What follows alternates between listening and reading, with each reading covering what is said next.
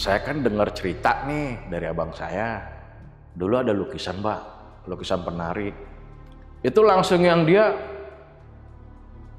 kayak orang shock gitu, Bang, diem aja gitu. Oh, Om Puji cerita, abang saya. Iya, Mbak, lukisannya di mana sekarang? Ada di gudang. Buat saya ya, saya kata gitu. Buat apaan? Katanya gitu kan. Emang nggak tahu ceritanya lukisan itu? Si Mahmud ke sono, saya belok ke kanan, ke gudang. Saya mau lihat lukisan, saya buka, wah iya kagak dikunci. Nah ini dia lukisannya, saya keluarin, Bang. Saya taruh di depan gudang tuh. Saya ngerokok lagi di situ sebatang.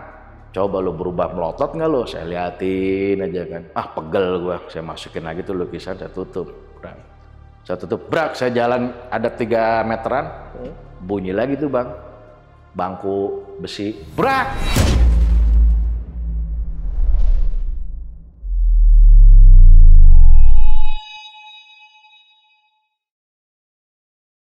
Halo semuanya, kembali lagi di Lentar Malam bareng gue Jamal. Hari ini gue kedatangan narasumber yang beberapa video kita itu sebelumnya banyak yang minta kita untuk mengundang narasumber ini lagi. Namanya Om Isom. Nah mungkin teman-teman masih inget ya. Nah kebetulan juga Om Isom ini punya pengalaman horor yang paling terbaru yang berkaitan sama sekolah musik. Nah menariknya, di sekolah musik ini ada kelas yang gak umum yang berada di sekolah musik. Kelasnya itu adalah kelas tari. Nah, di kelas tari inilah banyak kejadian mistis yang dialami oleh karyawan maupun siswa yang ada di sana. Nah, dari situ gue penasaran. Dan gimana cerita lengkapnya? Mari kita bahas di Saksi Misteri by Lentar Malam.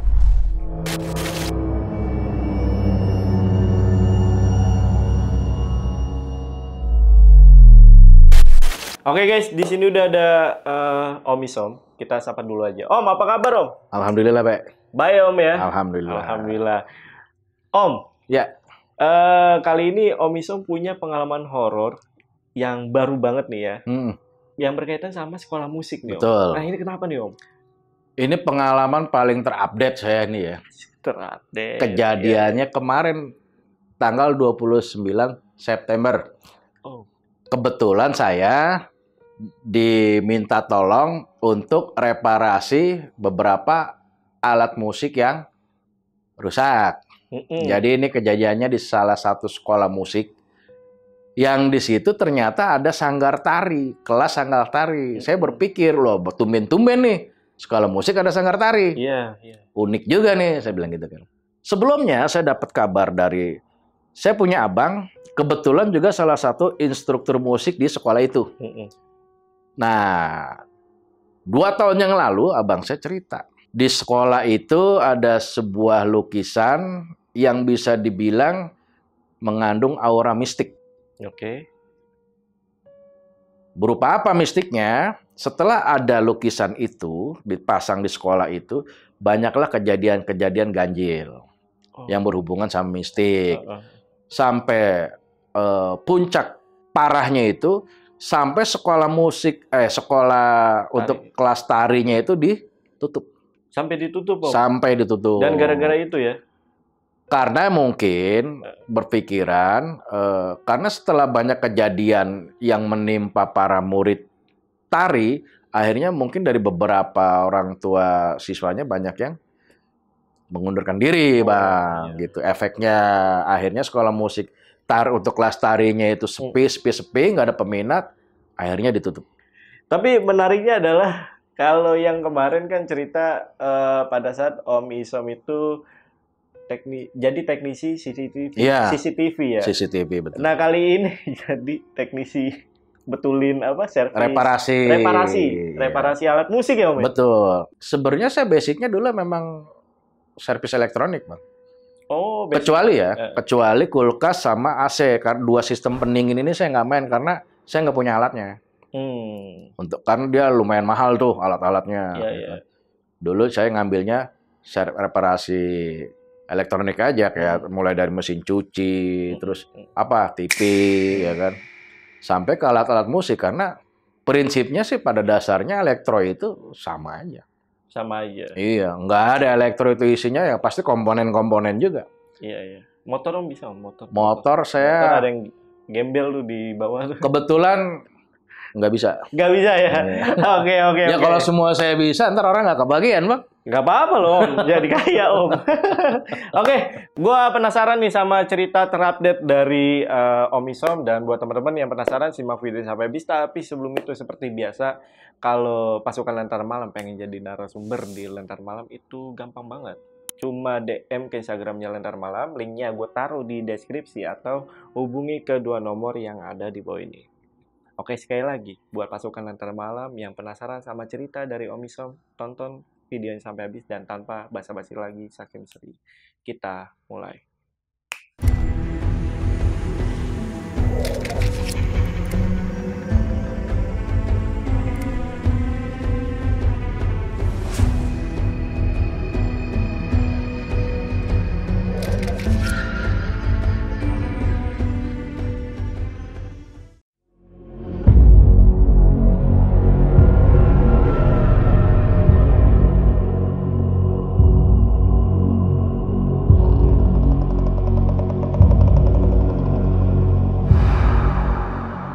Jadi nih dari awal dulu ya awalnya. Saya kan ceritanya nih pulang kerja mampir ke rumah abang nih. Abang ini kebetulan dia ngajar musik di salah satu sekolahan musik lah di Jakarta gitu kan. Nah saya tempo-tempo nih balik kerja mampir ke rumah dia nih biasa ngopi ngobrol. Nah lagi ngobrol-ngobrol gitu, kakak saya ngomong gini, lu ada waktu nggak kalau buat reparasi organ nih di sekolah musik gua mau peremajaan alat. Tapi kata bos gua kalau ada yang masih bisa dibenerin aja dulu, gitu kan. Iya. Apaan aja alat musiknya? Organ sih yang gua tahu nih, yang ada 3 unit, dia bilang gitu. Penyakitnya, nah gua kagak tahu. Dah, abang saya tau-taunya ngomong, wah sekolahan musik gua parah banget dah. Kenapa emang? Berapa kali kejadian? Murid-murid banyak yang kesurupan gitu kan, banyak yang kagak surus, teriak-teriak, histeris gitu bang. Anak-anak, khususnya anak-anak sanggar tari. Di situ ada sekolah musik itu ada kelas sanggar tari juga buat anak-anak ya. Iya. Itu abang saya cerita. Nah kan saya tertarik juga nih. Ini cerita abang saya itu kurang lebih 2 tahun yang lalu. Dari sekarang ya 2 tahun yang lalu udah lama. Emang angker sekolah musik lo, saya bilang gitu kan. Kaget tuh, gara-garanya itu pas ada lukisan. Awal mulanya nih, jadi si owner ini naruh lukisan di depan kelas sanggar tari itu bang. Lukisannya itu berupa gambar orang nari, cuma separuh badan gini. Ini abang saya cerita ya kan. Lagi posisinya lagi nari beginilah. Terus gambarannya itu kayak tari Bali gitu, ya kan. Masa gara-gara lukisan, ya nggak tahu emang kejadiannya begitu. Banyak kejadian horor kata abang saya, termasuk abang saya juga kalau di lantai 3 itu kata dia nggak nyaman gitu kan. Auranya beda. Udah deh tuh, udah cerita-cerita gitu. Saya dikasih kontak, ibarat kata itu bagian administrasi di sekolah musik itu. Panggil aja Mbak Lydia lah ya. Mbak Lydia nggak lama kontak saya. Dengan Mas Isom nih ya, saya bilang. Bisa repair, Mas. Repair apaan, Mbak? Keyboard atau organ yang biasa buat organ tunggal tuh, Bang? Iya. Saya tanya dulu penyakitnya, karena kalau organ itu kalau penyakitnya udah mainboard atau program, saya nyerah. Karena lama gitu kan. Kita nyari part, nyari apa, saya pikir wah ribet gitu kan. Akhirnya kita janjian nih, didapat waktu kalau bisa lagi nggak ada kelas, libur. Jadi sekolah musik itu Sabtu Minggu tetap buka, kecuali kalau dalam 1 bulan itu ada minggu kelima. Libur tuh, Bang, libur. Tempo hari tanggal 30 September dah, kalau nggak salah itu. Libur, didapat 29, libur, dan jatuhnya minggu kelima, deal, waktu, saya ke sono. Singkat cerita, saya ajak temen nih, namanya Mahmud nih, orang Pulau Gadung nih, Betawi, Bang. Saya ajak dia, daripada saya iseng kan. Saya ngomong sama Mbak Lydia gini, Mbak, sediain aja ruangan yang cukup luas, saya bilang. Udah gitu, yang nggak rame lah. Oke mas, dia bilang gitu kan, deal. Besoknya itu saya, nggak besoknya, ada dapat 3 hari, sesuai waktu yang dijadwalkan, saya ke sono. Di daerah Jakarta lah ya, pokoknya ya. Dari Jakarta, saya masih Mahmud nih, teman saya, merapat ke sono. Saya sampai lokasi itu jam 8-an lewat dah, pagi. Karena saya mikirnya gini, biar kelar 1 hari itu, ya kan? Karena kan saya tinggal di Bekasi, mau mondar-mandir nanti ribet ya, gitu. Saya ke situ masih tutup tuh bang. Sekolah musik itu kan saya Google Map ya. Saya tanya ada tukang rokok nih depan. Jadi dia ruko-ruko bang. Ruko-ruko baris gitu ya. Ada tukang dagang rokok nih pakai gerobak. Saya tanya, Pak, bang tanya dong ini sekolah musik ini di sini. Iya bener. Ada apa om? Dia bilang gitu. Ini saya ada keperluan mau nyerpis. Saya bilang gitu kan. Ada perbaikan alat. Oh, sekarang lagi libur om. Iya emang dikasih jadwalnya pas libur gitu kan. Tuh tukang rokok main masuk aja bang, ternyata rukonya nggak dikunci. Dalam hati saya, wah apa dia yang punya kali, enak banget buka-buka aja gitu. Dibangunin tuh, ada ibarat katanya office boy ya, office boy gitu kan. Sebut aja dah namanya si Dadang dah, orang Jawa, orang Purbalingga gitu kan. Dibangunin, dia masih tidur bang. Dibangunin tuh masih tukang rokok itu. Ada tamu, no bangun loh gitu kan. Keluar, Om Isom ya, dia bilang gitu ya kan. Iya. Ya udah Om, tunggu bentar ngopi-ngopi dulu dah gitu kan. Saya mandi dulu ya, dia bilang gitu kan. Mandi itu dia. Saya ngopi depan. Masih Mahmud. Saya mikirnya gini, nih tukang rokok kayaknya ini temen akrab bener nih sama office boy. Saya iseng-iseng nanya. Orang Sunda sih yang dagang rokok. Saya tanya gini, udah lama bang dagang sini? Oh udah lama, saya udah berapa tahun gitu kan. Saya iseng-iseng nanya. Saya mau nanya bang, katanya ini sekolah musik ini horor ya tempatnya, saya bilang gitu kan. Ah kata siapa? Dia bilang gitu. Ya ada berita, kenal nggak? Saya sebut nama abang saya. Oh kenal, ngopi di sini terus dia kalau lagi ngajar. Itu abang saya kata gitu kan. Saya dapat info dari dia. Karena mungkin dia pikir udah saya tahu ceritanya, akhirnya dia cerita tuh bang. Saya di sini kalau tidur di ruko, di sekolah musik itu, kata tukang rokok. Disuruh sama yang punya, nemenin si office boy itu. Jadi office boy di situ, ternyata dia juga baru tuh bang, yang sekarang itu. Iya. Jadi tuh office boy itu udah berapa kali aja ganti. Ada yang baru 3 hari udahan, gitu. Ada yang nggak nyampe sebulan udahan. Ini termasuk paling awet nih dia nih. Udah mau jalan 8 bulanan dia bilang gitu. Karena saya temenin. Kalau tidur saya di sini. Iya. Gitu. Oh gitu. Emang serem saya bilang gitu kan. Cerita ada tuh tukang rokok sambil nungguin office boy itu mandi kan bang. Cerita. Ya kalau saya sendiri aja sih. Kalau disuruh ke lantai 3 ada judulnya. Saya biar kata siang mah kagak mau. Om. Emang kenapa saya bilang. Itu kalau siang bang, ntar dah. Kalau abang naik aja ke atas lantai 3. Saya awal-awal aja dulu. Langsung merinding biar kata siang, dia bilang gitu kan. Emang kejadiannya apa aja? Oh dulu mah bang.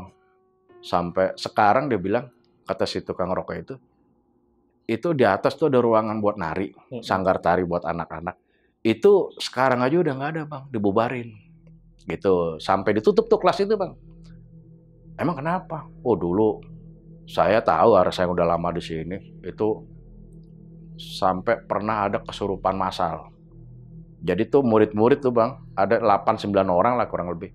Itu samaan, ada yang nangis, ada yang teriak-teriak histeris gitu kan. Oh gitu, saya bilang, wah parah dong. Emang gara-garanya apaan? Emang dulunya apaan bang ini? Kalau dulunya saya nggak tahu ini ruko apaan. Cuma itu sering kejadian begitu bang.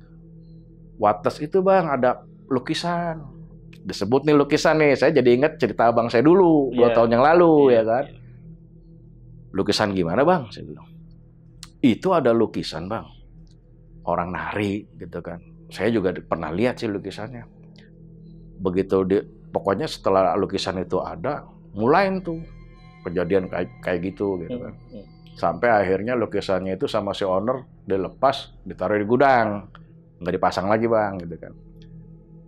Dalam hati saya, wah berarti bener nih cerita abang saya.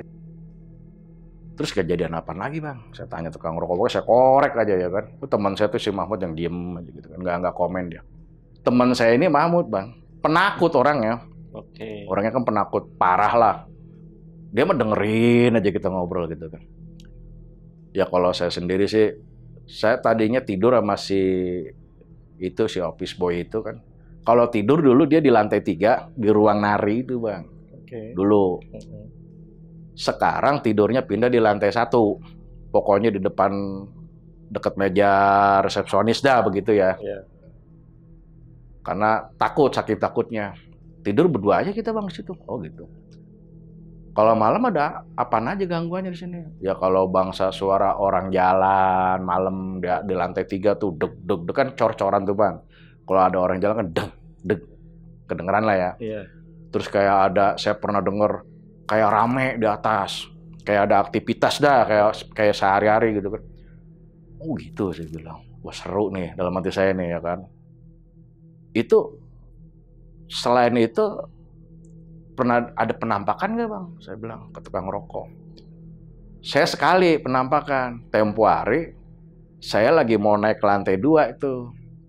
Ceritanya mau ngambil apa deh kata gitu. Itu di tangga itu bang, kayak ada orang jadi kita kayak dialingin nggak bisa jalan. Tapi saya kayak kagak sadar. Kayak rame gitulah, kayak ada orang rame gitu kan, kayak kita naik tangga penuh gitu kan. Dia sampai nyelip-nyelip, sadar-sadar pas turun lagi ke bawah, dia mikir tuh di bawah tuh. Tadi perasaan di tangga rame ya, cerita sama si office boy. Itu kejadian dia gitu doang.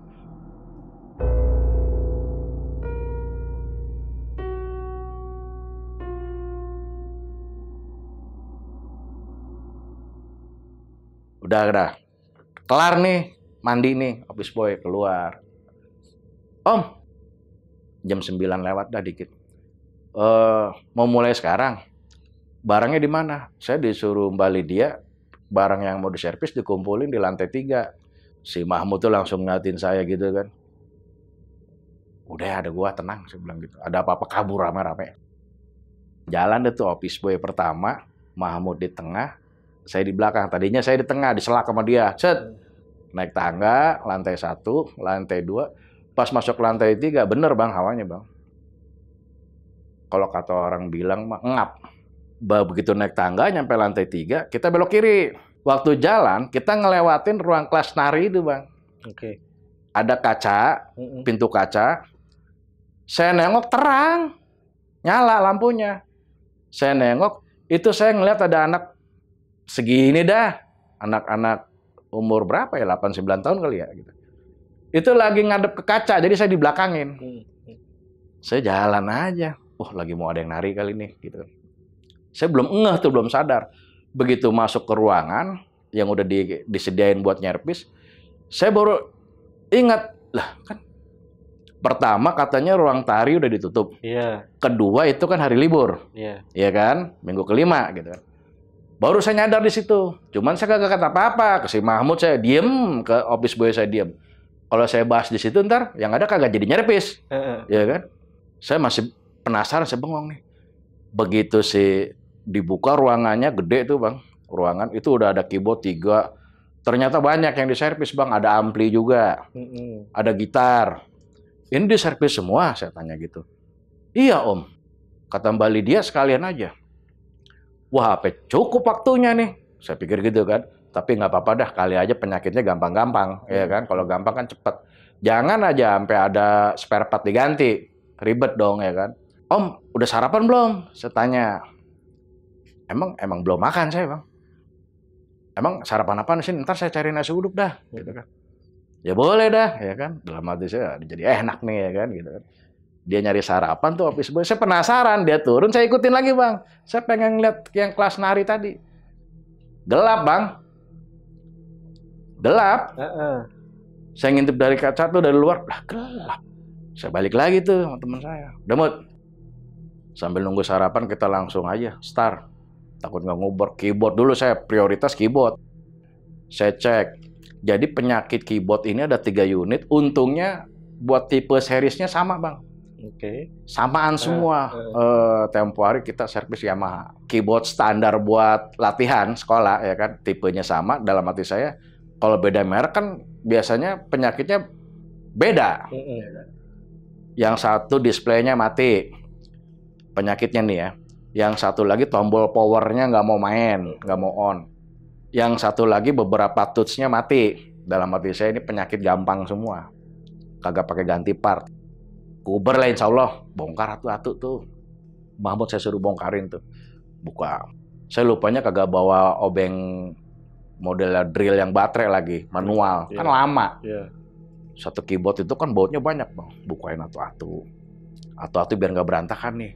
Atu dulu kelarin. Oh tombol power mati. Tek. Akalin aja. Ambil aja tuh saya apa. Rokok tuh suka ada itunya kan tuh. Kertas yang tembaganya tuh. Saya sobek, tembaganya ambil, lipat, ganjel, hidup. Jadi konektornya doang kan tuh. Beres satu ya kan. Satu lagi buka yang displaynya mati. Ternyata saya buka soketnya doangan lepas, kurang nancep. Colok lagi, hidup ya kan. Touch-nya yang rada ribet nih, harus bongkar kan, harus angkat tuh touch-nya, pisah sama mesin kan. Belah dua tuh keyboard. Rada lama deh nih saya bilang. Touch-nya ada 3 mati. Cleaning satu-satu. Yang tadinya mati jadi hidup, yang tadinya hidup jadi mati. Emang suka begitu bang kalau nyervis keyboard. Iya kan. Benerin lagi yang mati gitu kan. Hidup nih 3 nih. Makan kita makan. Udah rada siang tuh jam 10-an. Makan dulu saya sambil mikir nih. Kuber nggak nih gue nih ya kan. Kerjain udah selesai makan. Mau masuk dohor saya bongkar dulu tuh ampli. Yang penting saya cek dulu penyakitnya. Udah ketahuan tinggal gampang nanti kerjain. Yang penting makan dulu. Kelar makan. Sebat dulu dong. Habis makan turun tuh. Nah. Tuh office boy ngomong gini bang. Om kalau mau pakai toilet. Ke lantai dasar aja. Toilet di sini udah lama nggak dipakai. Emang apa? Saya bilang. Ya emang di lantai 3 mah bang udah nggak ada aktivitas. Om dia bilang gitu. Oh. Ya udah. Jauh banget toilet, segen banget ya kan. Udah, kita ngerokok sebatang. Saya interogasi sekarang sambil ngerokok nih si office boy itu. Dari mana Kang? Saya dari Purbalingga Om. Purbalingga, Jawa. Udah lama kerja sini. Adalah 7 bulan dia bilang. Oh, ngomong ngalor ngidul, akhirnya saya nyerempet. Di sini kalau di lantai 3 hawanya lain ya. Saya bilang gitu kan. Saya pancing nih. Lain gimana Om? Dia berusaha nutupin nih. Padahal kan saya udah dapat bocoran dari tukang rokok. Saya bilang gini. Itu hawanya lantai 3. Beda itu. Lantai 1, lantai 2 enak. Iya sih Om. Dia bilang gitu. Saya pancing baru dia. Serem ya? Saya bilang gitu. Horor ya? Akhirnya cerita tuh bang. Pengalaman dia. Saya dulu awal-awal kesini Om. Sering diganggu, dia bilang. Ganggu sama yang begitu deh, setan, dia bilang. Kenapa? Saya dulu tidur di lantai 3, Om, tuh di ruangan Nari. Dia tidur, belum pules, jadi emang jahil, Bang. Jinnya jahil-jahil. Dia tidur nih, jadi bajunya itu kayak ada yang ngangkat. Kaosnya, dia pakai kaos, kayak ada yang ngangkat. Cuman dia nggak berani melek. Ini cerita sama saya nih. Nggak lama, kayak ada tangan megang perut saya, dingin Om. Ya saya istighfar, itu saya deg-degan banget tuh, saya mau melek takut. Saya istighfar, saya melekin, saya langsung kabur turun ke bawah. Dah. Nah besoknya tetap saya tidur lagi di atas nih. Ya saya kan sholat terus Om, nggak takut lah. Saya bawa sholat ngaji gitu kan. Nah, udah gitu, pernah juga saya tidur masih di lantai 3 itu di ruangan Nari. Itu saya belum pules, tiker saya diangkat Om. Tikernya kayak orang jahil ngangkat tiker gitu kan, berasa kan orang kakinya sampai keangkat bruk begitu dia bilang. Saya kabur lagi. Akhirnya saya ngomong ke Mbak Lydia. Saya ngajuin resign gitu kan. Kenapa? Ya Mbak Lydia itu kan dari beberapa office boy yang sebelumnya juga pada begitu Bang kasusnya. Pada takut ya kan. Nah gimana, kalau kayak gini nggak kelar-kelar nih. Urusan office boy ganti mulu ya kan.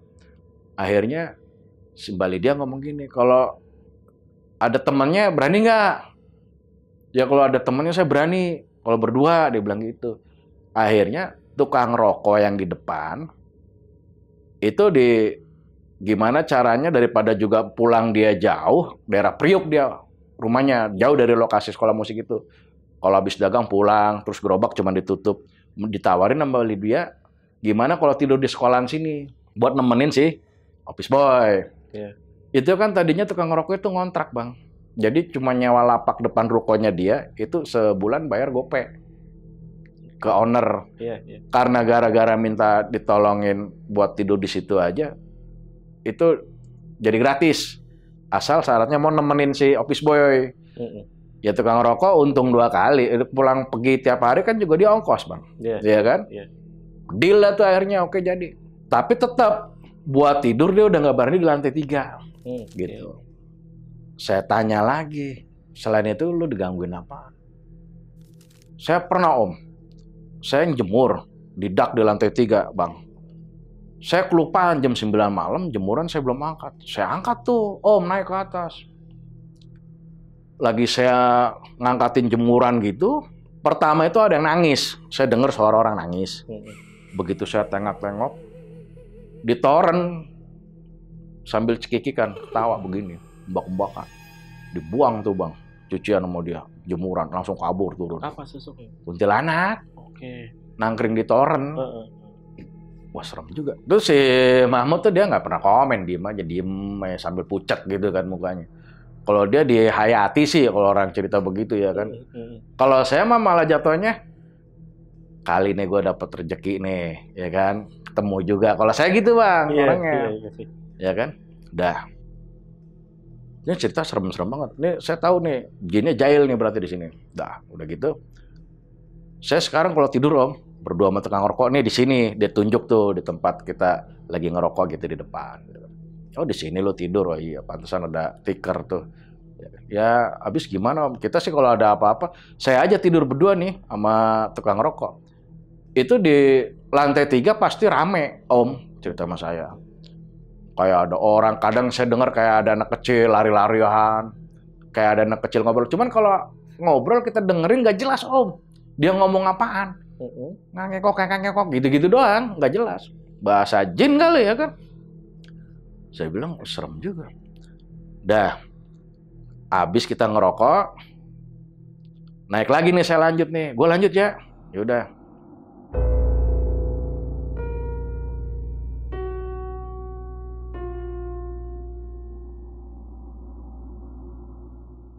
Udah dohor, saya sholat dohor dulu nih.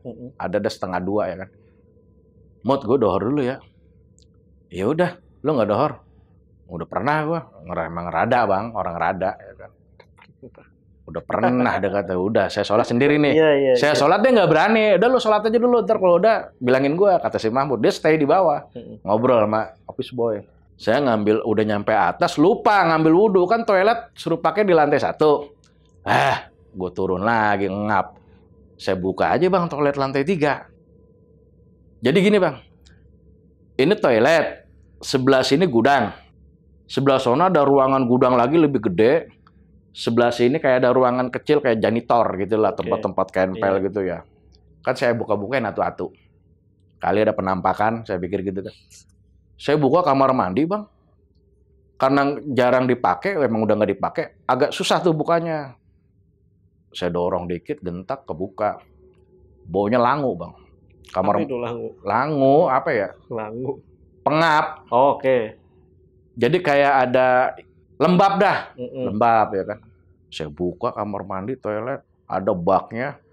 Air udah nyecuk mulu dah tuh. Saya buka kerannya tuh, pertama butak. Saya tungguin, bening nih. Nah udah, gue bisa wudhu dah. Itu lagi saya selama wudhu. Jadi ini toilet, sebelah ini jadi dindingnya dinding gudang. Ya. Rame, Bang, gudang. Letak. Tahu bangku ini nggak, Bang, nih? Bangku yang buat orang pada sekolah. Iya. Yang besi itu. Kan yang suka ininya dibuka gitu tuh. Iya. Yang buat dudukan nulis tuh. Iya. Itu kayak diangkat, dilepas. Dar. Bunyinya begitu. Saya kan hafal bunyi-bunyi. Ada yang mainin bangku nih.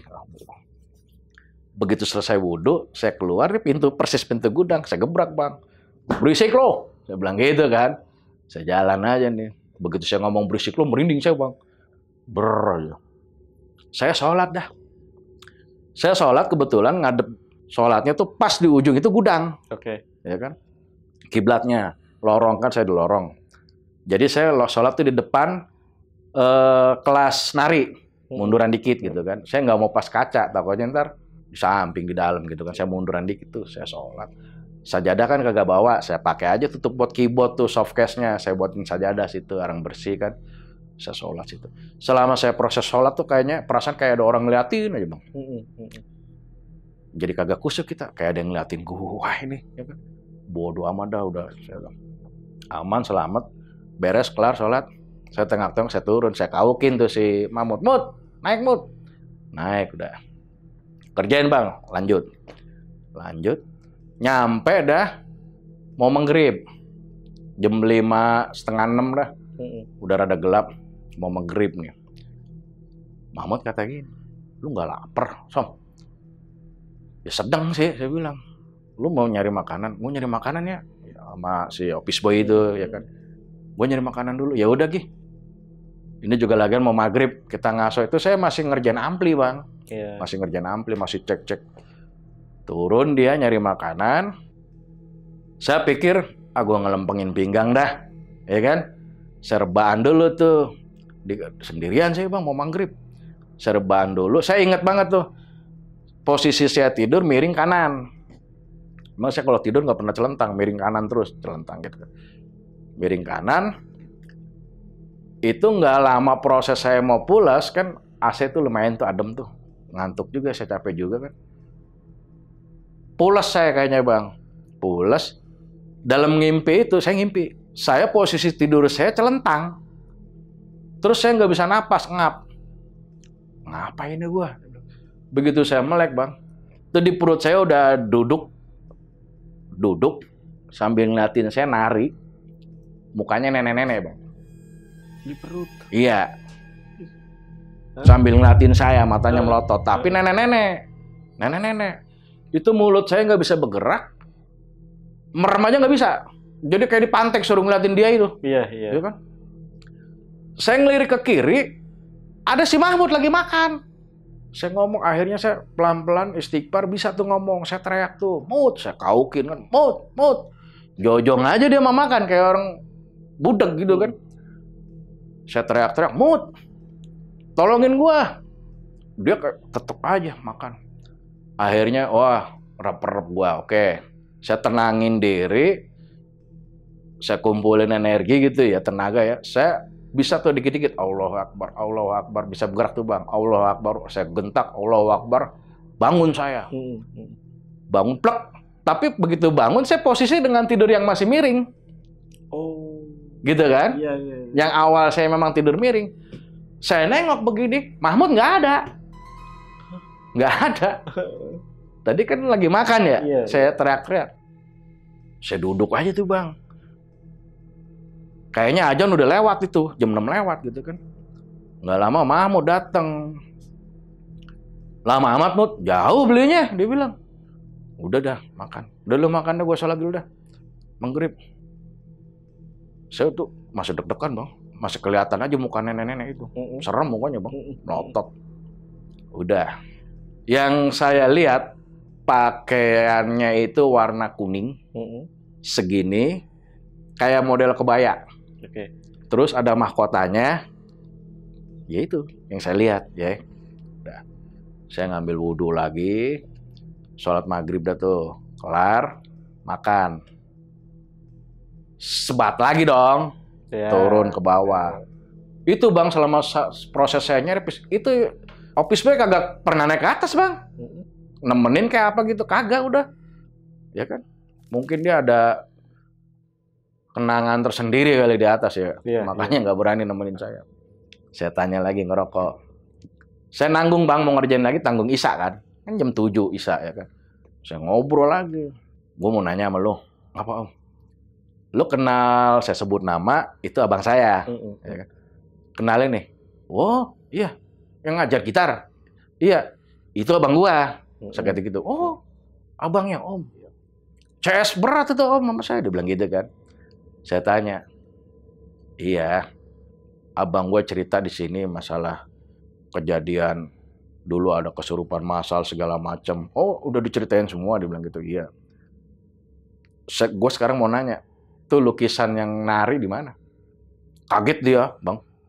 Loh, om tahu juga? Tahu. Itu saya copot, om, saya taruh di gudang. Gudang yang sebelah toilet. Iya. Iya kan? Lu taruh gudang, iya. Gue mau lihat dong, saya bilang. Ah, ngapain? Kalau om mau lihat, lihat aja, gudangnya nggak dikunci. Kata si Mahmud, lu nyari penyakit aja lu. Saya digituin, ya kan? Nggak apa-apa, Mud, gue penasaran, Mud. Di gudang om kalau mau lihat. Udah kelar ngobrol sebatang, masuk Isya. Mud, gue Isya dulu ya. Ya udah. Isya saya di lantai 1. Rada kagak berani saya habis direp-rep begitu ya kan. Iya. Saya orangnya begitu, Bang. Kalau udah ditakutin takut. Kalau belum mah kayak orang sampai mana gue berubah gitu. Iya. Saya orangnya begitu. Iya.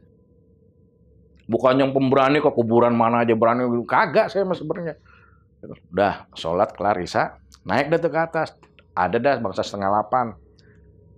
Si Mahmud ke sono, saya belok ke kanan. Ke gudang. Iya. Saya mau lihat lukisan. Lu ngapain, Som? Kagak, gue penasaran. Ah, lu yang kagak-kagak aja masuk tuh ke ruangan nyerpis tuh si Mahmud. Saya buka, wah iya kagak dikunci. Cuman lampunya saya cetek-cetek kagak nyala, Bang. Namanya kagak dipakai kali. HP saya sorot tuh. Saya lihat bangku yang bunyi saya brak, ada, Bang, di situ. Oke. Bangku besi itu ada. Iya. Meja-meja patah, saya lihat terus gitar kayu yang palanya udah pada kagak, yang udah pada patah gitu kan. Ada di situ, di gudang itu. Mana lukisannya, saya bilang. Nggak taunya lukisannya ada di bawah, Bang. Jadi pintu masuk, dia di bawah disenderin. Gede itu. Ukuran semana ya lukisannya? Paling lebar, ada lebar 40 dah. Kesini 50 dah. Oh, oke. Ya umumnya lukisan dah, gitu Iya. kan. Nah ini dia lukisannya. Saya keluarin, Bang. Saya taruh di depan gudang tuh. Saya ngerokok lagi di situ sebatang. Saya tantang gini, Bang. Itu lukisannya sama bajunya sama yang saya direp-rep. Yang nenek-nenek. Iya. Bajunya kuning segini, dia posisinya begini kayak tari Bali, ada kota Balinya gitu kan. Tapi mukanya anak-anak, Bang. Muka anak-anak, bukan muka nenek-nenek. Tapi bajunya sama yang dipakai. Nah, ini lu nih yang tadi nih, saya kata gitu kan dalam hati kan. Saya tantang, Bang. Siapapun makhluk apapun yang ada di lukisan ini, tunjukin ke saya. Boelah, saya nantang kan, ngerokok aja gue sebatang. Saya deket tangga ini ada apa-apa tinggal loncat ya kan. Yang repot kan si Mahmud di ujung, mampus lu. Udah saya ngerokok, saya liatin tuh lukisan. Jadi gini, Bang, sorry. Dulu ada orang tua wali murid Cina, ibu-ibu.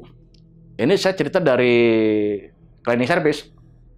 Nungguin anaknya nari kan. Dia duduk kan ada bangku panjang tuh, Bang. Duduk lagi ngeliatin lukisan begitu, Bang. Itu kayak ngeliatin, Bang. Oh, gerak. Iya, lukisan itu kayak ngeliatin, melotot gitu kan. Sampai teriak, Bang, turun. Kembali dia ngadu. Itu lukisan lo ada setannya tuh. Kata tuh ibu-ibu Cina itu kan. Masa sih tante? Iya, gue dipelototin. Gitu, itu awal-awalnya gitu, Bang. Awal-awalnya. Gue pengen tahu lo. Melototin gue gak? Emang matanya bukan mata orang melotot, Bang. Lukisannya anak-anak kagak melotot gitu biasa. Coba lo berubah melotot nggak lo? Saya liatin aja kan. Yang kayak begitu kan kalau kita cari-cari biasa kagak mau ini. Iya, kagak mau nampak. Nggak mau nampak. Ah, pegel gue. Saya masukin lagi tuh lukisan, saya tutup. Saya tutup, brak. Saya jalan ada 3 meteran. Bunyi lagi tuh, Bang. Bangku besi, brak. Ah, bodo amat, gue cuekin. Tadi lu gue suruh kagak ini ya kan. Udah. Nyerpis lagi lanjut nih. Saya ngomong gini sama si Mahmud, Mud nih kalau kagak ngudak, nginep nggak apa-apa, Mud. Ya kalau bisa sih jangan nginep lah. Dia bilang gitu kan. Lu mah nginep tempatnya begini. Ya udah dah, gue Uber nih. Ampli tuh, Bang. amplir ada berat bang, kan ngurut penyakit saya. Dari mana nih? Suaranya kecil, apa preampnya ya kan? Saya solder ulang preamp, bener ada jalur putus ya kan? Nyaring udah, masih ada bass elektrik sama gitar elektrik 2 biji. Itu posisi udah jam 9-an bang. Itu mah hampir semuanya rusak itu bang ya? Iya, emang yang udah sekolah udah lama, ya kan? Katanya mau permajaan, namanya permajaan mah beli baru ya, ini mah dandanin. Nggak apa-apa sih, gue jadi punya duit, ya kan? Udah dah tuh, benerin. Gitar, mau turunin. Servis gitar. Wah, jack nyamut. Jack cewekannya nih udah longgar. Congkel aja gue akalin, naikin dikit lidahnya. Hidup lagi, ya kan? Udah. Satu lagi gitar potensionya kotor, kresek-kresek. Kontak liner mencret. Beres, ya kan? Udah nih, satu sore kelewat. Temen saya, Mahmud, kan mau kencing bang. Som, lu tadi ngambil wudhu di mana? Itu toilet. Ya kan? Lantai 3. Iya ya, malas ke bawah ya. Ya udah, temenin ngapa Som? Ya elah gue bilang. Saya liatin tuh, udah sono, kan kelihatan tuh bang. Udah nengok lagi. Dia nengok ke kiri nggak berani, kan kelas itu, kelas nari. Kagak berani udah melengos aja gitu. Udah gue liatin, saya bilang. Kencing udah bang, kencing. Saya liatin. Setelah selesai kencing, saya nggak ngeh tuh, saya nggak merhatiin dia. Pas udah jarak agak deket, ada 4 meteran, 5 meteran, saya ngeliatin dia. Jalannya miring, tangannya begini bang. Siapa? Ada siapa? Mahmud. Tangannya begini. Kok jalannya miring tapi tangannya begini. Saya ngomong, tangan lu kenapa itu? Astagfirullahaladzim. Kayak orang nari bang. Nggak sadar dia. Begitu saya bilang, tangan lu kenapa itu? Baru dia istighfar. Astagfirullahaladzim, kenapa gua? Coba kalau sampai buset kesurupan kali bang itu. Iya kan? Saya kagetin. Udah. Gue kenapa ya Som tadi? Nah lu kenapa? Gue bilang. Lu kali kagak permisi. Si Mahmud ngomong gini. Itu gudang berisik Som ya. Jadi emang intensitasnya itu selalu gitu bang. Nggak mau siapa ada orang itu kayaknya dia emang mau nunjukin gitu kan. Rame ya Som gudang itu gelotak tikus kali Som. Kali gue bilang. Tapi begitu saya ablakin, saya taruh lukisan di depan kagak berisik. Ya kan, diem. Udah. Akhirnya kita kelar tuh hampir jam 1 bang. Lama juga ya? Oh iya, dari pagi hampir jam 1. Tapi item yang saya kerjain kan dapat banyak bang. Iya kan? Emang pikiran saya begitu, kalau bisa kelar dah. Jangan sampai besok kita mondar-mandir kemari nyerpis lagi. Begah, mending tempatnya enak. Saya kata gitu kan. Udah dulu. Saya selesai turun, ada jam 12:30 hampir jam 1 dah. Ngobrol-ngobrol lagi tuh sebatang. Tuh tukang rokok di dalam bang. Jam 12 malam udahan dagang. Siap-siap pada mau tidur ya tuh berdua tuh. Saya ngobrol lagi. Itu saya lagi ngobrol, saya ngobrolinnya gak jauh, yang setan-setan di situ. Itu berisik bang di atas bang. Lah kita lagi ngobrol gini kayak ada orang lari. Duduk. Om, denger gak om? Iya kan? Mahmud tuh ngempet aja ke saya begini ya kan. Oh, lu diem aja apa gue bilang? Iya gue denger, saya bilang gitu kan. Itu om, horor nggak tuh? Udah om, nginep aja om. Ngapain pulang jauh ke Bekasi? Gue kagak balik ke Bekasi, gue balik ke Hutan Kayu. Ke tempat abang saya bang. Iya. Ngapain gue ke Bekasi, ya kan? Besok kan rencana nemuin Mbak Lidianya saya. Laporan, pembayaran dong ya kan. Pikiran saya udah Mut, lu nginep abang gue aja ntar ya. Ya udah. Maksud gue biar lu jelas juga kita dapat duit berapa, kan kalau lu ngeliat juga enak gua gitu kan. Transparan saya gitu maksudnya. Ya udah, yang penting kata si Mahmud jangan tidur di sini dah, bilang gitu kan. Udah, saya sih sebenarnya maunya nginep bang, ya kan. Maunya saya nginep tuh.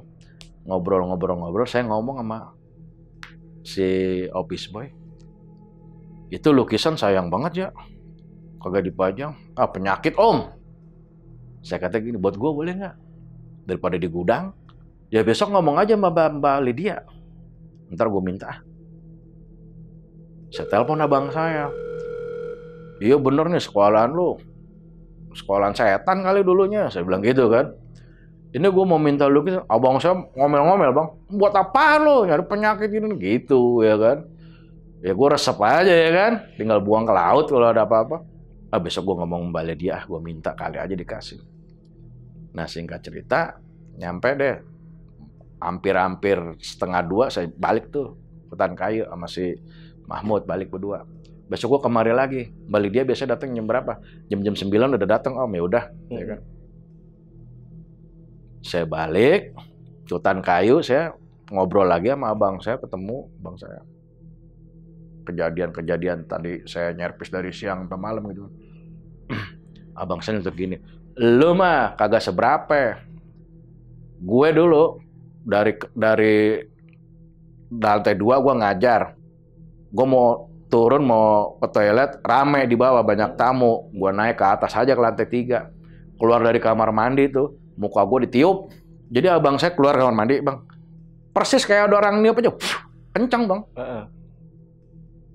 Muka gue ditiup. Katanya. Buset, ada lagi gue bilang. Kayak orang niup, kencang, anginnya berasa. Gue kabur aja turun ke bawah, gitu kan. Itu kelas itu udah ditutup. Kelas itu udah nggak aktif. Waktu itu kata abang saya, gue udah kapok dah main-main ke lantai 3 gitu kan. Ya emang gue aja ibarat kata langsung penggodanya banyak. Udah dah ketemu besok, saya janjian sama Mbak Lydia udah nyampe situ. Ya udah Om Isam merapat aja. Saya merapat tuh masih Mahmud.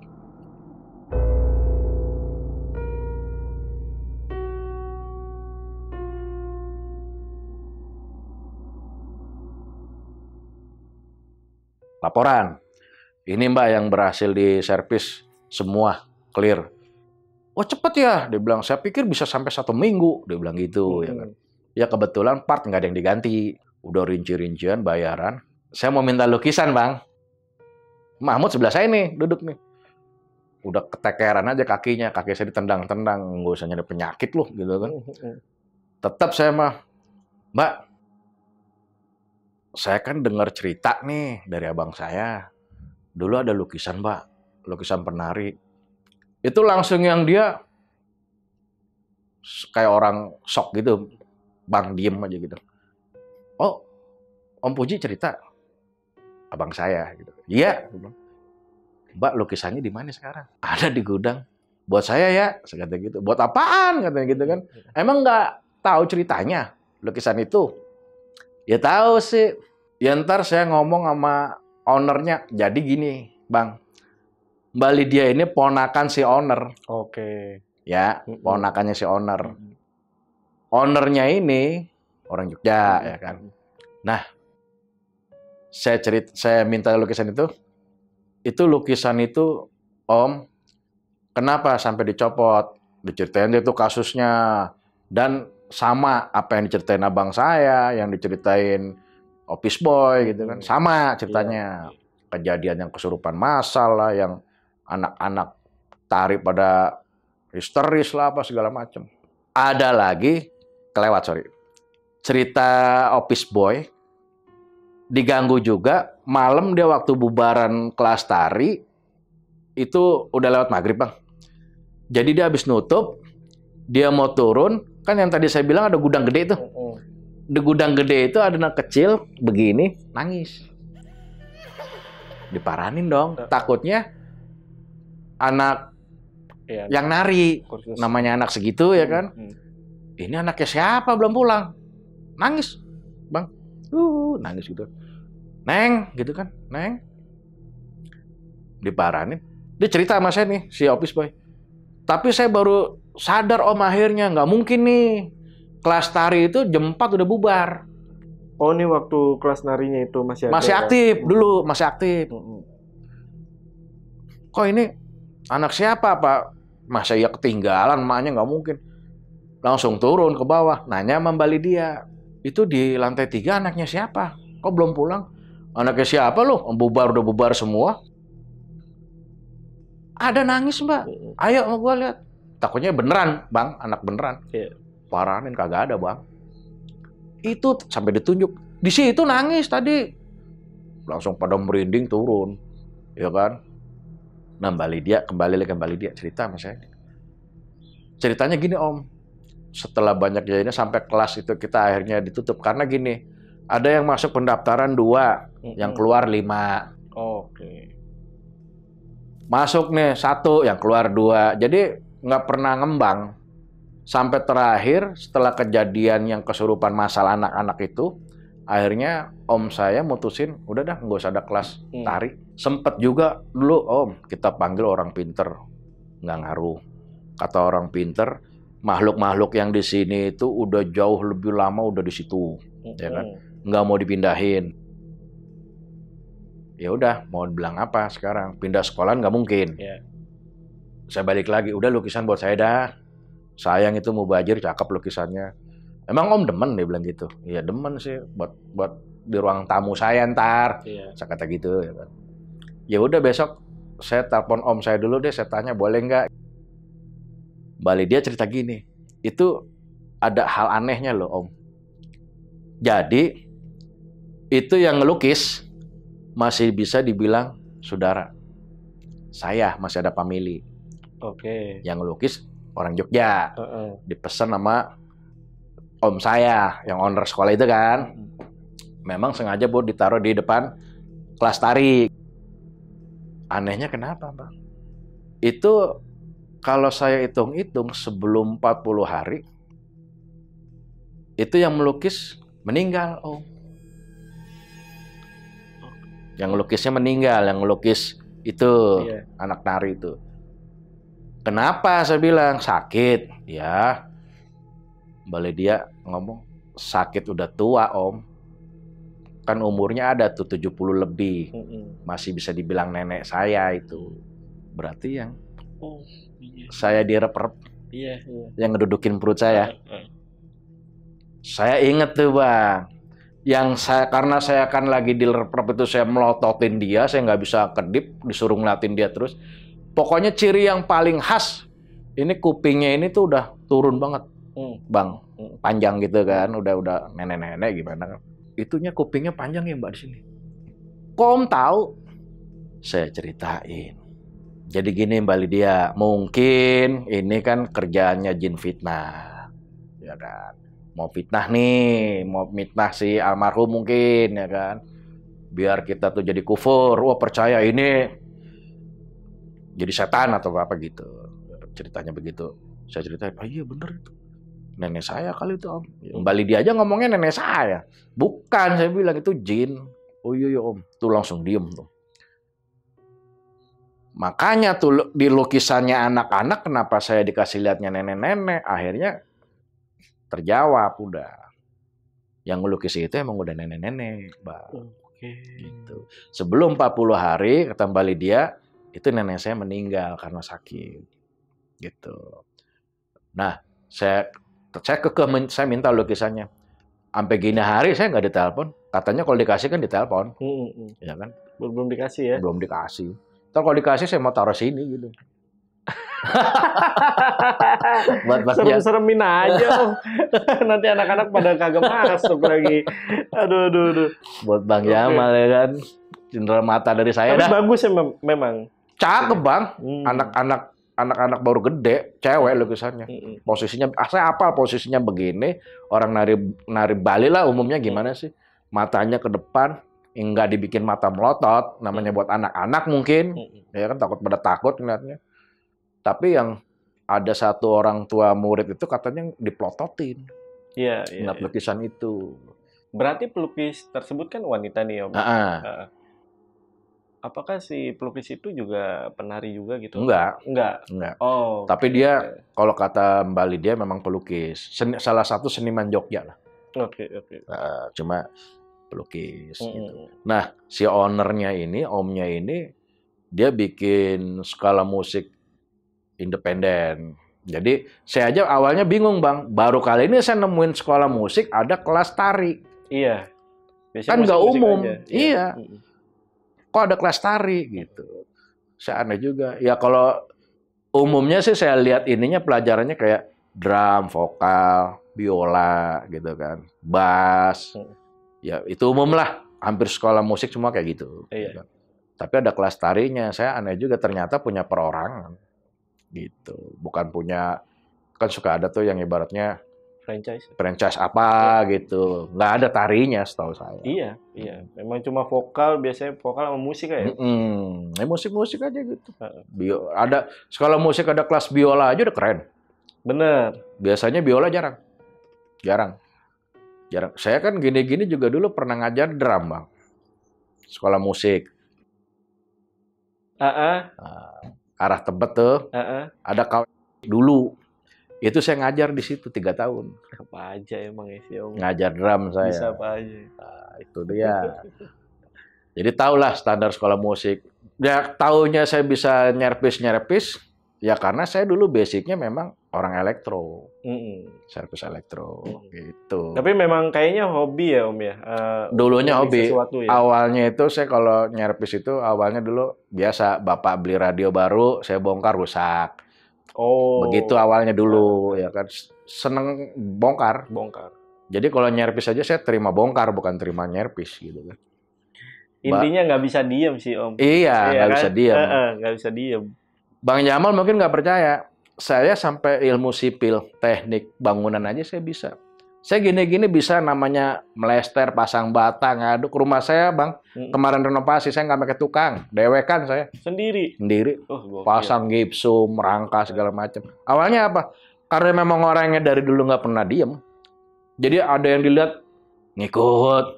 Pokoknya kalau saya tertarik sama satu hal, pasti saya ikutin.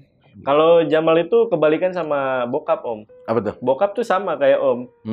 Bangun rumah nih renov sendiri dia.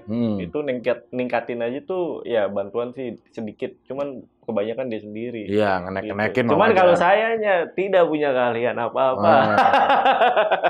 Itu. Jadi ya setiap manusia tuh pasti ada kelebihannya. Iya. Nah, tadi kan Om bilang kalau nenek yang pelukis itu difitnah lah sama jin yang ada di sana. Nah, kalau boleh tahu, memang orang-orang yang ada di sekolah musik itu pernah lihat sosok apa aja selain itu ya Om? Kalau yang saya tahu, menurut tukang siapa? Office boy. Itu kan dia yang pernah namanya ngeliat penampakan kuntilanak, ya kan? Terus ngeliat anak kecil. Kalau anak kecil saya identiknya kalau bangsa jin itu ya genderuwo. Karena gitu. Genderuwo itu kan bisa menyerupai sesuatu. Kadang ada yang menyerupai suami kita. Yang gue kayak ngeliat istri saya. Saya juga pernah dulu begitu, Bang, di rumah. Saya siang nih, saya naik ke tangga, saya naik ke lantai 1, ke lantai 2, kamar saya kan di atas. Itu papasan di tangga sama abang saya. Papasan. Jadi, enggak, saya turun, abang saya naik. Ya kan? Saya tegur, mana lu? Kagak nyaut, Bang. Udah saya turun, nyampe ruang tamu, abang saya lagi nonton TV. Iya, sosok-sosok menyerupai lah. Menyerupai. Kan katanya kalau yang bisa menyerupai gitu genderuwo. Berarti kan udah 2 nih ya. Di sekolah musik udah pernah ngeliat sosok kuntilanak, udah yang anak kecil, berarti saya pikir genderuwo. Kalau bicara di situ ada genderuwo, si tukang rokok ngelihat. Tukang rokok ngeliatnya gini. Dia tapi di lantai 2, Bang. Bukan di lantai 3. Di lantai 2 dia tempo hari mau ngambil spidol. Spidol ada di papan tulis di kelas kan. Dia ngambil tuh, mau nulis apa kali gitu. Begitu dia nengok, jadi keluar dari ruangan, dia nengok ke kanan, dia ngambil dari ruang kelas, nengok ke kanan. Emang di pojok gelap, itu sosoknya tinggi, matanya merah, kabur dia. Itu kan genderuwo. Jadi kesimpulannya kalau menurut saya di situ sebenarnya banyak jin, banyak beraneka ragam jin di situ kali ya. Dari penampakan. Nah kalau saya sih mikirnya, kalau yang saya diliatin dari direp-rep itu, yang nari mukanya nenek-nenek, ya saya kesimpulannya nggak mikir, wah nenek-nenek ini jadi setan. Karena sebelum 40 hari dia udah meninggal. Karena konon katanya orang sebelum meninggal 40 hari katanya udah jadi mayit. Kan banyak bang ngomong kayak gitu ya kan. Ya kita kan orang awam, wallahu a'lam bishawab. Entah bener entah apa, tapi saya meyakini 1000% orang kalau udah meninggal tuh udah nggak ada urusan sama dunia. Sama aja orang waktu masih di alam rahim, nggak ada urusan sama dunia. Ketika dia terlahir di dunia, baru ada urusannya di dunia. Orang masuk alam kubur, nggak ada lagi urusannya ke dunia. Urusan udah di alam kubur. Itu kan yang kita imanin kan gitu. Kalau saya ya, jadi nggak ada tuh yang namanya, wah meninggal gentayangan, penasaran. Matinya kan dia bunting, makanya jadi kuntilanak. Kagak ada kayak gitu. Ya. Jadi kalau yang namanya jin menyerupai, yang tujuannya memfitnah, jelas biar orang yang percaya itu dia kufur. Artinya kufur itu udah kufur orangnya karena mempercayai hal-hal yang kayak gitu. Om Isom pernah nanya gak sama abang sebelum lukisan itu datang, apakah sekolah itu memang sudah angker atau enggak? Dulu kan abang saya ceritanya waktu saya main ke rumahnya nih. Iya. Yang kagak aras urus, kita lagi ngopi, dia ngomong, sekolahan gua sekarang serem banget dah. Mengapa? Saya kata gitu kan. Cerita dah tuh yang begini, begitu. Itu Wates, bos gua naruh lukisan. Berarti kalau bicaranya Wates kan pas ada lukisan itu, Bang. Iya kan? Iya. Berarti kan kemungkinannya sebelum ada lukisan itu belum serem. Iya. Ya kalau serem mah wajar dah. Kalau bangsa letak-letuk ya di mana juga ada, ya kan?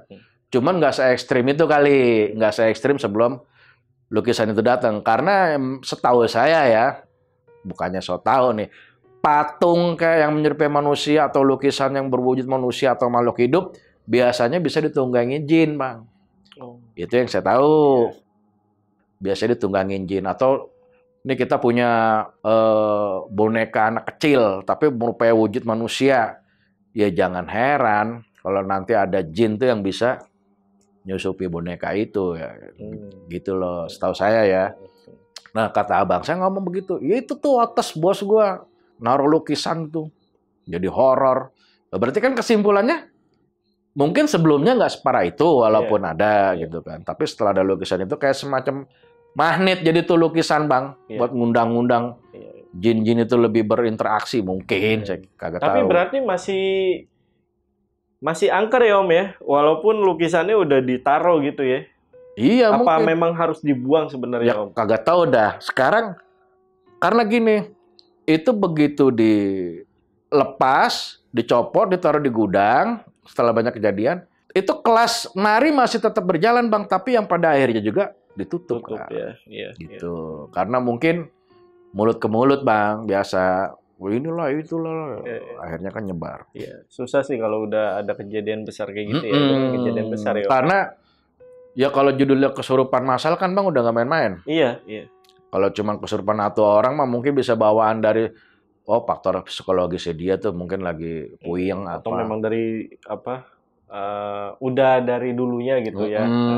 Cuman kalau udah gitu. Dan kalau menurut dari cerita abang saya Mbak Lydia sendiri itu yang namanya gangguan itu ya saban sehari. Nggak harus tempo tiap malam Jumat, kagak. Jadi pokoknya kalau mau ngetes siapa yang berani ke lantai 3 aja dah. Gitu aja. Modelnya. Penasaran. Hah? Penasaran. Yuk. Tapi enggak. Gue nggak berani kayak gitu. Ntar aja dah kalau saya dibagi lukisannya taruh sini. Wah, jangan Om. jangan. Itu aja di bawah ada lukisan almarhumah Putri ya.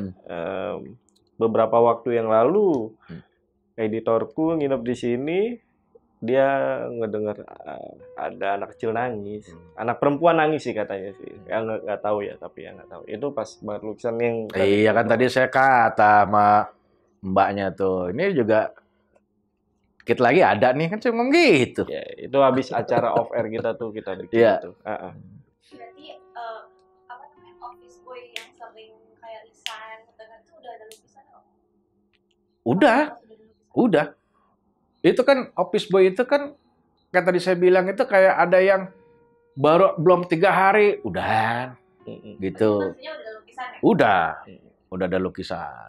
Pokoknya atas ada lukisan udah kagak ada beres dah. Iya. Gitu. Oke, Om Isom, mungkin ada pesan Om untuk ke teman-teman nih mengenai cerita Om tadi. Pesannya sih gini kalau buat saya. Jadi kembali lagi, mungkin karena basic saya orang teknik, Bang. ketika ada suara, kita tuh ketika ada sesuatu, pastikan dulu 3 unsur.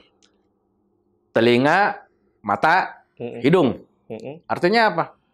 Penciuman, penglihatan, pendengaran. Ini kuping kita denger nih, Bang. Klotak. Mata main, cari di mana sumbernya. Atau kita bau kebakar nih kabel ya. Wah, setan nih, gondoruo nih, apalah segala macam. Pastikan dulu, cari sumber baunya dari mana. Pastikan dulu, gitu kan. Jadi jangan dikit-dikit melulu. Setan. Iya. Itu yang pertama. Ada juga cerita, saya pernah ngeliat di salah satu podcast. Dia ceritanya di sebuah kontrakan, TV tiba-tiba nyala sendiri. TV lagi enak-enak nonton, tiba-tiba mati sendiri. Saya orang teknik. Cek dulu TV-nya. Iya. Jangan, wah serem lah, setan mulu tuh kontrakan. Kan kasihan orang dikit-dikit setan. Bawa dulu tuh TV ke tukang servis. Karena memang ada beberapa penyakit yang kayak gitu, Bang. Bisa regulatornya lemah, playbacknya, ya kan? Atau ada switch yang kotor. Listriknya lagi turun naik biasanya redup doang. Iya. Nggak sampai mati dia, gitu kan. Bawa dulu ke tukang servis. Kalau kata tukang servis kagak masalah, berarti bener ada setan gitu aja kan. Pastiin dulu maksud saya, jangan dikit-dikit setan ya kan. Iya, betul. Iya. Jangan apa-apa sedikit-sedikit. Bau kentang nih, buah pocong. Lah, ya kan nggak taunya emang kebun kentang di situ gimana? Iya, jangan apa-apa dikaitin sama hal gaib lah ya. Gitu. Karena menurut saya ini sebagai kita yang umat yang beragama, ya memang sih artinya kan alam jin itu memang ada. Ya kan sebelum manusia kan jin dulu, Bang, ciptain. Ya, firmannya udah pada jago lah, menurut saya udah pada tahu. Jadi kita jangan percaya sama jin. Percaya kalau jin itu ada. Itu yang benar. Oke, itu tadi ya, menarik banget tuh. Jangan percaya sama jin, tapi percaya kalau jin itu ada. Karena saya pernah dibilang, ada orang yang bilang, sebaik-baiknya jin muslim, sejahat-jahatnya manusia. Yang tadi kembali lagi, lu jangan percaya, apalagi kalau justru ini udah ada banyak yang dilarang sama Allah. Jangan kita sampai kerjasama sama yang namanya jin. Jangan, ya kan? Nggak boleh gitu. Apalagi sampai berteman sama jin, ya kan? Kalau ada jin yang kadang suka bahkan cinta sama manusia, gimana caranya biar lepas hubungannya, gitu kan? Jangan kita malah berteman sama jin, nggak boleh. Gitu. Nanti dikit-dikit jatuhnya minta sama jin. Iya, betul. Ya kan. Takutnya tergelincir iman kita, tauhid kita. Betul, gitu. betul. Oke. Terima kasih Om Isom. Iya, sama-sama. Udah datang lagi ke sini. Alhamdulillah. Ya udah, untuk video kali ini gue rasa cukup. Gue Jamal dari Lentar Malam dan Om Isom izin pamit. Bye.